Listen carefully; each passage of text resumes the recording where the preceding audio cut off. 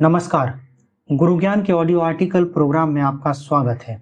हमारा आज का आर्टिकल क्रिप्टो वित्त यानी क्रिप्टो फाइनेंस से संबंधित है। आइए आर्टिकल की शुरुआत करते हैं। एक दशक में बिटकॉइन और अन्य क्रिप्टो करेंसी के विकास ने रुपए की परिभाषा बदल दी है तथा वैकल्पिक वित्तीय सेवाओं यानी ऑल्टरनेटिव फाइनेंस सर्विसेज AFS के समानांतर जगत का निर्माण किया है।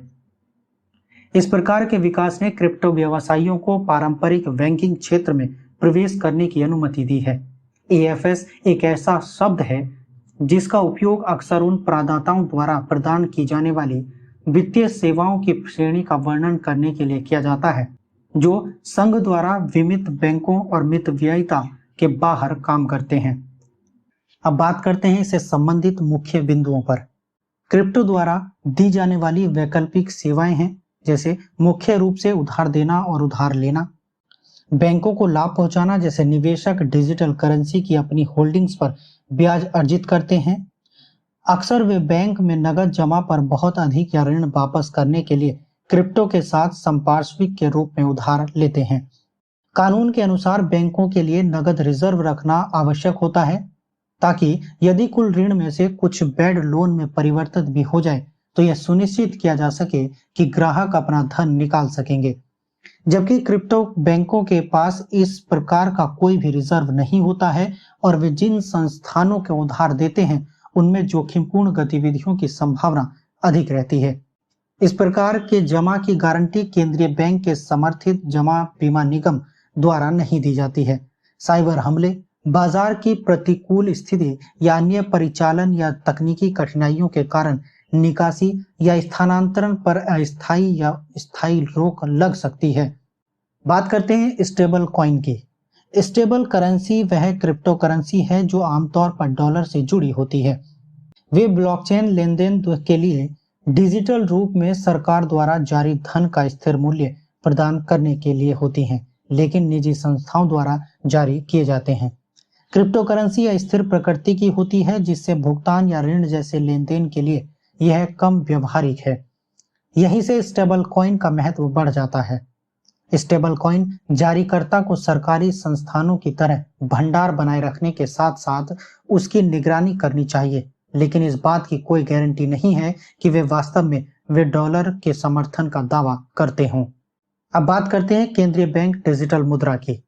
यह एक विशेष राष्ट्र या क्षेत्र के लिए फिएट मुद्रा यानी सरकार द्वारा जारी और एक केंद्रीय प्राधिकरण जैसे केंद्रीय बैंक द्वारा विनियमित मुद्रा का आभासी प्रारूप है।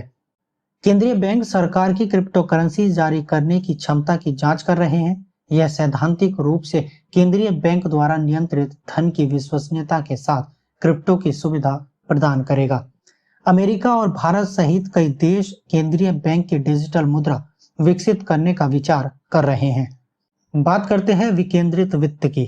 विकेंद्रित वित्त या DEFI एक वैकल्पिक वित्त पारिस्थितिकी तंत्र को संदर्भित करता है जहां उपभोक्ता सैद्धांतिक रूप से पारंपरिक वित्तीय संस्थानों और नियामक संरचनाओं से अलग एवं स्वतंत्र रूप से क्रिप्टो करेंसी को स्थानांतरित व्यापार उधार देने जैसे कार्य करते हैं।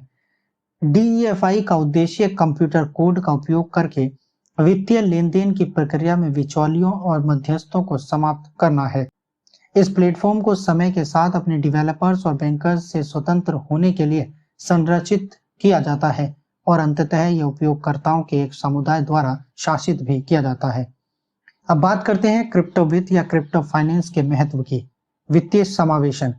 नवोन्मेषकों का तर्क है कि क्रिप्टो वित्तीय समावेशन को बढ़ावा देता है।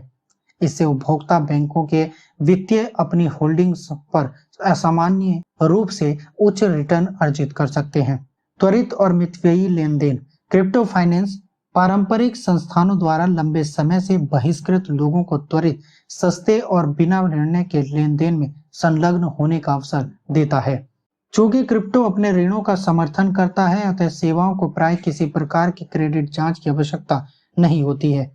हालांकि इसमें कुछ कर रिपोर्टिंग और धोखाधड़ी विरोधी उद्देश्यों के लिए ग्राहक पहचान संबंधी जानकारी ली जाती है। इसके तहत आमतौर पर उपयोगकर्ता की व्यक्तिगत पहचान साझा नहीं की जाती है क्योंकि उन्हें पूरी तरह से उनके क्रिप्टो के मूल्य से आंका जाता है। अब बात करते हैं आगे की राह की। कुछ नियामकों और नवोन्मेषकों का तर्क है कि नई तकनीक एक नए दृष्टिकोण की मांग करती है, क्योंकि नए प्रकार के जोखिम को नवाचार को बाधित किए बिना भी संबोधित किया जा सकता है। उदाहरण के लिए, यह अनिवार्य करने के बजाय कि DEFI प्रोटोकॉल बैंक के भंडार को बनाए रखेंगे और ग्राहक जानकारी एकत्र करेंगे। अधिकारी प्रौद्योगिकी तथा उत्पादों के लिए कोड ऑडिट और जोखिम पैरामीटर जैसी नई व्यवस्था बना सकते हैं। पहचान से संबंधित मुद्दे जो कि वित्तीय धोखाधड़ी से मुकाबले के लिए महत्वपूर्ण है, उनको संबोधित करने की आवश्यकता है। विशिष्टताओं से शुरू करने के बजाय व्यक्तियों की पहचान से संबंधित कानून लागू करने वाले व्यापक दृष्टिकोण को अपना सकते हैं। संदिग्ध गतिविधि पर नजर रखने तथा पहचान को ट्रैक करने के लिए कृत्रिम बुद्धिमत्ता और डेटा विश्लेषण का उपयोग भी किया जा सकता है।